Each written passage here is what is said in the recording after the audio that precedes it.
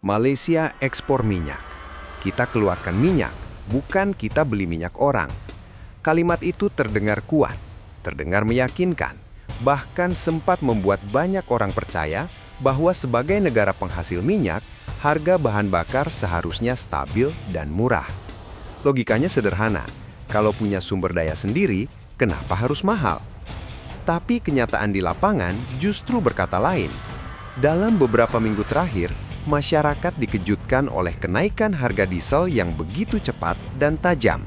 Dari angka yang sebelumnya masih dianggap wajar, perlahan naik, lalu melonjak drastis hanya dalam waktu singkat. Dalam 3 minggu berturut-turut, kenaikan itu bahkan mencapai angka yang tidak masuk akal bagi sebagian orang.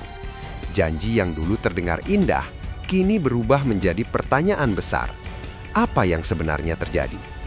Di saat Malaysia mengalami tekanan tersebut, situasi berbeda justru terlihat di Indonesia. Ketika banyak negara mulai panik menghadapi lonjakan harga energi global, Indonesia justru tampak tenang. Harga bahan bakar di dalam negeri masih relatif stabil, bahkan dalam kondisi krisis global yang sedang berlangsung. Fenomena ini tidak hanya menjadi perhatian masyarakat lokal, tetapi juga menarik perhatian warga asing. Banyak yang datang ke Indonesia, melihat langsung kondisi di lapangan dan merasa heran. Bagaimana mungkin di tengah gejolak dunia, harga BBM di Indonesia tetap terjaga? Perbandingan ini semakin mencolok ketika kita melihat negara-negara lain di kawasan Asia Tenggara. Singapura misalnya, yang memang tidak memberikan subsidi besar, mengikuti harga pasar global. Ketika harga minyak dunia naik, harga BBM di sana ikut melonjak tanpa banyak intervensi. Thailand mengambil pendekatan berbeda, menggunakan mekanisme dana khusus untuk menahan lonjakan harga agar tidak terlalu membebani masyarakat. Sementara Malaysia, yang dikenal sebagai negara penghasil minyak, justru mengalami kenaikan yang lebih tinggi dibandingkan negara-negara tetangganya. Ini menjadi ironi yang sulit diabaikan. Di Indonesia, pengalaman sederhana seperti mengisi bahan bakar menjadi gambaran nyata dari perbedaan tersebut. Dengan uang yang relatif kecil, masyarakat masih bisa mendapatkan bahan bakar dalam jumlah yang cukup. Bahkan ada cerita yang viral ketika seseorang hanya mengisi dengan nominal tertentu, tangki kendaraannya hampir penuh. Bagi warga Indonesia, ini mungkin terasa biasa saja. Namun bagi orang luar, ini adalah sesuatu yang mengejutkan. Mereka membandingkan dengan negara asal mereka, di mana harga bahan bakar sudah sangat tinggi, dan langsung merasakan perbedaannya. Namun di balik stabilitas tersebut, ada mekanisme besar yang bekerja. Pemerintah Indonesia memilih untuk menahan harga dengan memberikan subsidi.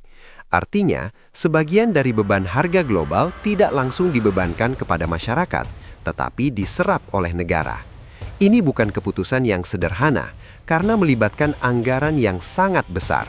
Setiap liter bahan bakar yang dijual dengan harga lebih rendah dari harga pasar global, berarti ada selisih yang harus ditanggung.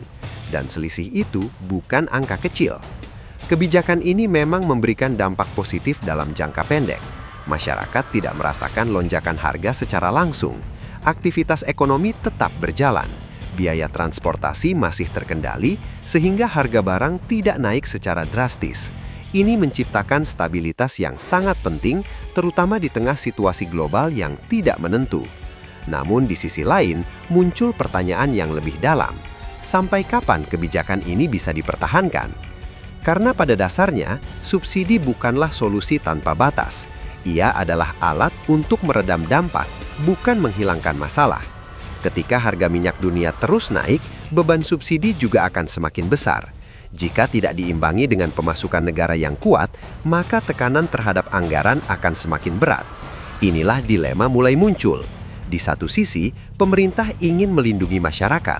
Di sisi lain, ada batas kemampuan yang tidak bisa dilampaui begitu saja.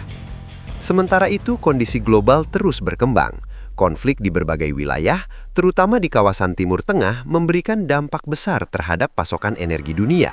Salah satu titik paling krusial adalah Selat Hormuz, jalur strategis yang dilalui sebagian besar distribusi minyak dunia.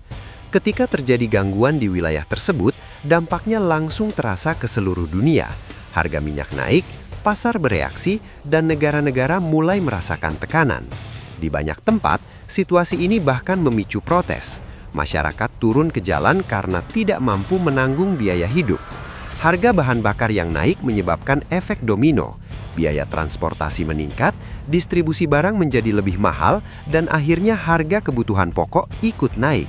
Dalam kondisi seperti ini, masyarakat kelas menengah ke bawah menjadi kelompok yang paling terdampak.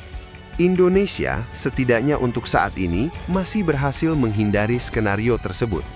Namun, bukan berarti resiko itu tidak ada. Ketergantungan pada subsidi bisa menjadi pedang bermata dua. Jika dikelola dengan baik, ia menjadi pelindung. Tapi jika tidak, ia bisa menjadi beban yang sulit dikendalikan. Di sisi lain, Indonesia sebenarnya memiliki potensi besar yang seringkali tidak disadari sepenuhnya.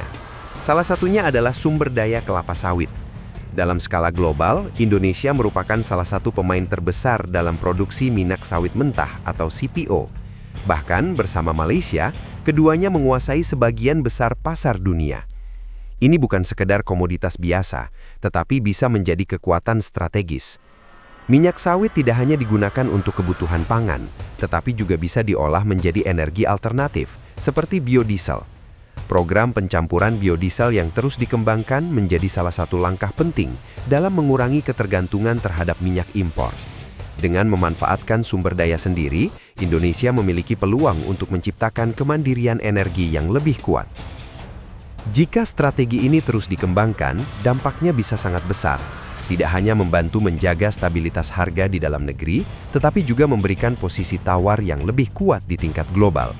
Bahkan ada pandangan yang mengatakan bahwa jika Indonesia benar-benar memaksimalkan potensi ini, dampaknya bisa dirasakan oleh seluruh dunia. Ini tentu bukan hal yang berlebihan, mengingat peran besar Indonesia dalam pasar komoditas global. Namun, tentu saja semua ini membutuhkan kebijakan yang tepat dan konsisten. Tidak cukup hanya memiliki sumber daya, tetapi juga harus mampu mengelolanya dengan baik. Hilirisasi menjadi kunci penting, yaitu mengolah bahan mentah menjadi produk bernilai tambah. Dengan cara ini, Indonesia tidak hanya menjadi pengekspor bahan baku, tetapi juga produsen produk jadi yang memiliki nilai ekonomi lebih tinggi. Di tengah semua dinamika ini, peran masyarakat juga tidak kalah penting. Stabilitas tidak hanya bergantung pada kebijakan pemerintah, tetapi juga pada perilaku masyarakat. Panic buying misalnya bisa menciptakan kelangkaan yang sebenarnya tidak perlu terjadi. Ketika orang membeli secara berlebihan karena takut kehabisan, rantai pasok menjadi terganggu dan akhirnya menciptakan masalah baru. Kesadaran untuk menggunakan energi secara bijak juga menjadi hal yang krusial. Menghemat bukan berarti mengurangi aktivitas, tetapi menggunakan sumber daya secara efisien. Ini adalah tanggung jawab bersama, bukan hanya pemerintah atau perusahaan, tetapi seluruh elemen masyarakat. Pada akhirnya, situasi yang terjadi saat ini adalah gambaran dari kompleksitas dunia energi. Tidak ada solusi yang benar-benar sederhana. Setiap kebijakan memiliki konsekuensi, setiap keputusan memiliki resiko. Indonesia mungkin terlihat stabil saat ini, tetapi stabilitas itu bukan sesuatu yang bisa dianggap pasti. Pertanyaan yang paling penting adalah bagaimana menjaga keseimbangan antara perlindungan terhadap masyarakat dan keberlanjutan ekonomi negara.